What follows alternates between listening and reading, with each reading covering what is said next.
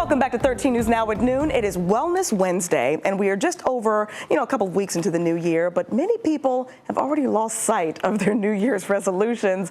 According to the Department of Psychological and Brain Sciences at the University of Delaware, about 90% of people give up on their resolutions within the first few weeks, 90%. So how can we sustain our long-term goals and stay on track with what we want to accomplish in the new year? Well, let's ask the expert. Joining us now is licensed professional counselor and founder of A New Cycle Counseling Services, Sharita Selden. Great to see you. Good to see you too. Thank you, and Happy New Year. Happy New Year to you. Happy New Year to all of you who have been trying to stick with these goals.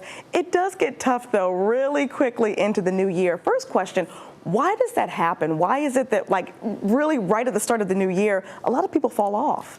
Yeah, and part of it has to do with the goals that we are setting. We have to be more mindful of how we set our goals. As a therapist, one of the things that I encourage my clients to do very often is goal setting for interventions, because it does help to promote growth, personal growth, also change. Yeah. And also, once we start accomplishing our goals, we're motivated.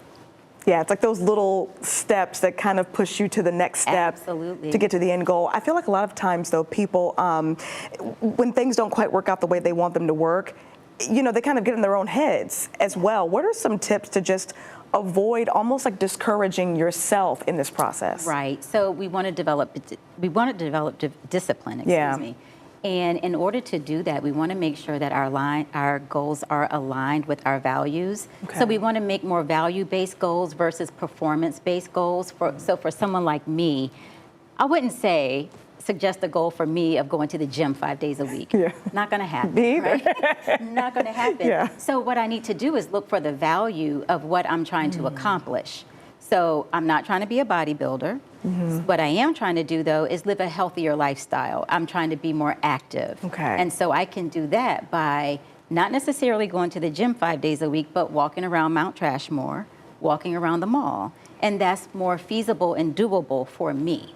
And so we have to make it more in alignment. Also, we don't want to create goals that attack our nervous system. Okay. We don't want to automatically go into fight or flight fight or flight mode, just thinking about the goal. Okay, interesting. So it's all about really knowing yourself a little bit more before you set these kind of like outrageous goals that you're not going to keep. Absolutely. And the test that we use in the mental health field is the goal SMART. And that's an acronym. SMART being specific, measurable, attainable, realistic, and time-based. Okay. And if we can do that, we can be disciplined. I love that. Okay, so one more question before we go. So let's just say, here it is, mid-January, haven't stuck to my goal. Yeah. How do you feel about redirecting after the new year? Is that something that's okay to do? Oh, absolutely. Okay. And that's something that we have to be mindful of to begin with, because discipline minus compassion equals burnout. Yeah. So we don't want to get burned out. What we do, though, want to do is offer ourselves compassion. We don't want to do the negative self-talk, the harsh self-talk, because that's just going to beat us down. We also want to make sure that we implement goals that encourage us to thrive and not just survive. So we can have the financial goals, etc., but we also want to have goals for finding joy and peace, and also nurturing relationships. And also, we want to make sure that we have accountability buddies, That's good. Yeah. Yeah. Find somebody that can help you on this journey. It's not easy to set new goals into the new year, but if you follow these tips and the ones that are on your screen right now, they can certainly help for you to have a better and fantastic, prosperous 2026. Sharita, thank you so much. Great information. Thank you.